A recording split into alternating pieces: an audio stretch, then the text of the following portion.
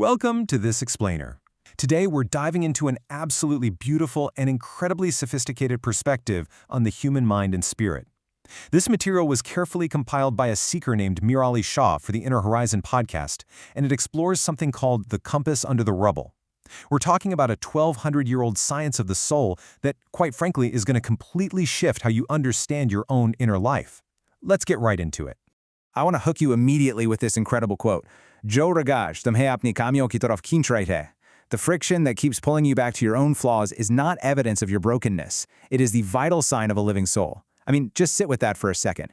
If you've been feeling deeply exhausted by your own flaws lately, well, you're going to see exactly why that exhaustion isn't a failure at all. It's actually a massive sign of spiritual vitality. You know, there's this really fascinating paradox in how we live today. As a culture, we have literally never been more psychologically literate, right? We know all the buzzwords: boundaries, triggers, trauma responses, coping mechanisms. And honestly, we can be highly functional all day long. We hit our metrics, we manage our routines, we are totally, relentlessly optimized. But when the lights go out, we so often feel just entirely hollow. It's like our modern tools are great at keeping us surviving, but they totally miss something much deeper. Which leaves us staring at a pretty piercing question. What is my heart actually for? Our modern clinical tools are super precise at keeping the machine running, but they kind of fall flat when it comes to answering the why behind it all. So we're going to look at how history somehow lost the answer to this, and more importantly, we're going to explore a tradition that never separated the two in the first place. If you open up a standard university psychology textbook today, the timeline basically jumps from Plato and Aristotle in 400 BC directly to Wilhelm Wundt in 1879. Now, that 1,000-year blank space? That isn't just a historical fact, it's a massive historical erasure. Because right in the middle of that gap, classical Islamic scholars were building this extraordinarily sophisticated dual-stream paradigm. They didn't silo the clinical science of the mind away from the spiritual anatomy of the soul. No, they studied and treated both of them together. And honestly, looking back shows just how insanely advanced they were. Way back in 850 CE, a physician named Abu Zaid al-Bakhtī coined the term ishtibak, which translates to entanglement. So centuries before the West even conceptualized psychosomatic illness, al-Bakhtī already understood the deep, intense entanglement between the physical body and the soul. And this wasn't just theory, it was applied medicine. In these massive hospitals called bimadistans, they treated physical illness right alongside psychological distress. They used running fountains, botanical gardens, and occupational therapy to truly honor the deep dignity of every single patient. To really grasp the difference between these approaches, think of a simple house metaphor. Modern psychology, it's kind of like a team of extraordinarily skilled tradesmen fixing the infrastructure of your house, the plumbing, the electrical, the drywall. And when they leave, hey, the house is highly functional. But the Islamic tradition steps back and asks, well, what about the occupant? Because the house isn't actually the point, the person living inside it is the point.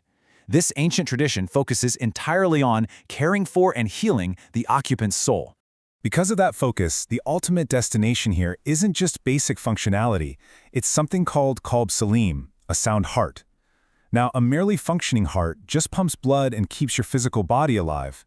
But a sound heart, that is one that's been deeply purified of spiritual diseases. It operates exactly as it was designed to, which is to perceive objective truth, to perceive the real.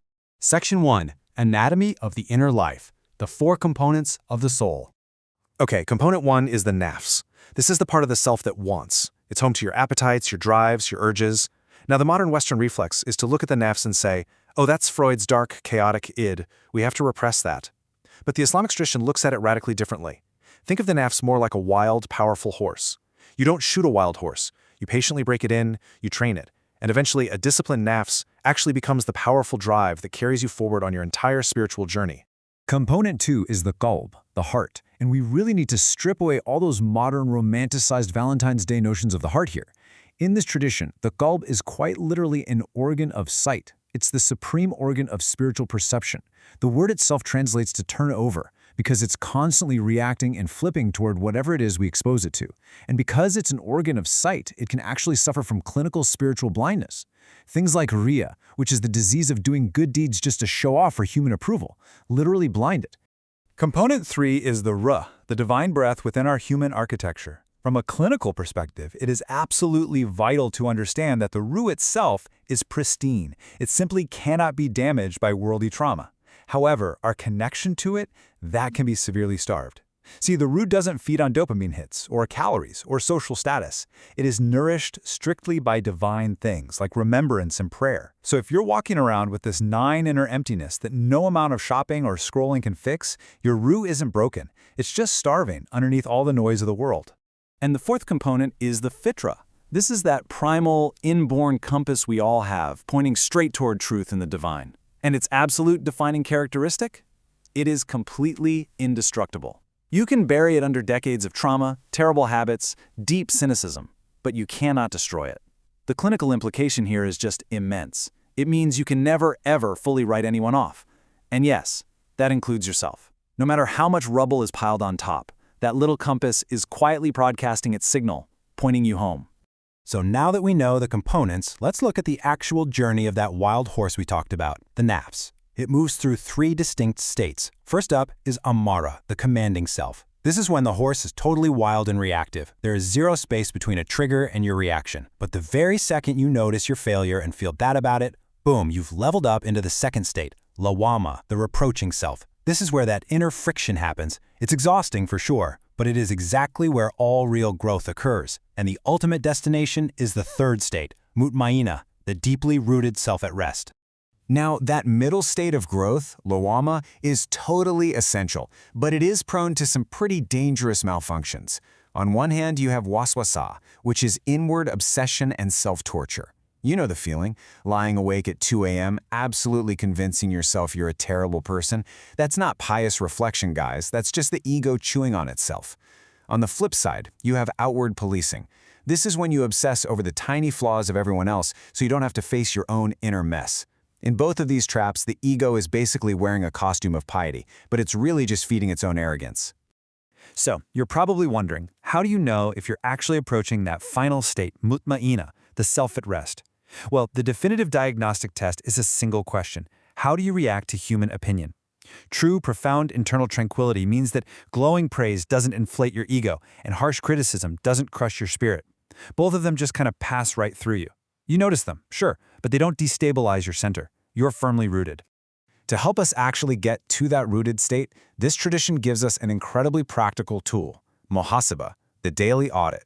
This is a rigorous self-accounting that you do at the end of every single day. But here is the absolute critical rule. You have to do this without allowing yourself a single excuse. And this isn't about moralizing or feeling guilty. It's literally psychological engineering. Excuses are just armor for the ego. When you finally take radical responsibility, you shift your entire posture from defense to openness. And that is exactly when true tauba, repentance, and returning to the divine can finally begin. Let's see how this ancient map diagnoses something super common today. Take imposter syndrome. Modern psychology usually calls it a self-esteem deficit, but this tradition reveals a real game changer. Imposter syndrome and arrogance are actually both masks for kibur, or pride. Why? Because they both fixate obsessively on human validation. Think about it. Arrogance thinks, I am better than everyone here, while imposter syndrome thinks, everyone here is going to find out I'm a total fraud. Both of them are just the cob looking sideways at the crowd instead of looking upward. Shift your gaze upward and honestly, both of them just evaporate. Section 2. Suluk, the lifelong journey of the soul. This lifelong traversal across your inner landscape is known as suluk. It's the practical, day-in, day-out walk from heedlessness toward profound closeness and intimacy with the divine. And it has some pretty strict parameters. There are basically 3 rules of the road. First, it takes a really long time. There are no 30-day life hacks here. The walking itself is the healing. Second, you cannot do it alone. You absolutely need suhba, or companionship, because we all have blind spots and we need mirrors to help us see them. And third, order matters. If you try to skip the daily grinding discipline of training that wild horse just to chase spiritual highs, well, you're going to contract spiritual arrogance, which is the deadliest inner disease of all. And this brilliantly brings our whole narrative full circle. The friction is the vital sign. If you feel overwhelmed by your flaws, if you are just exhausted by the inner friction of trying, messing up, and having to try all over again, reframe that right now. That is not a symptom of your brokenness. It is the literal evidence of your soul waking up and going to work. The exhaustion you feel is the beautiful, necessary exhaustion of a soul doing its actual job. फितरा मालबे के नीचे दफन हो सकती है, तोड़ी नहीं जा सकती. The fitra can be buried under rubble, It cannot be destroyed. I really want you to take this profound validation with you today. No matter what you've gone through, no matter what you've done or the messy habits you've built up over the years, your internal compass remains completely intact. The signal is still there. It's broadcasting underneath all that debris, just waiting for you to start clearing it away. We're going to end on this final, pretty provocative thought. क्या हो अगर असल कामयाबी का वाहिद बैरूनी पैमाना सिर्फ ये हो कि जब हम इस दुनिया से रुखसत हों तो हमारे सीने में धड़कने वाला वो कल्ब कितना शफ़ाफ है? What if the only real measure of success is how transparent the qalb beating in our chest is when we finally depart this world?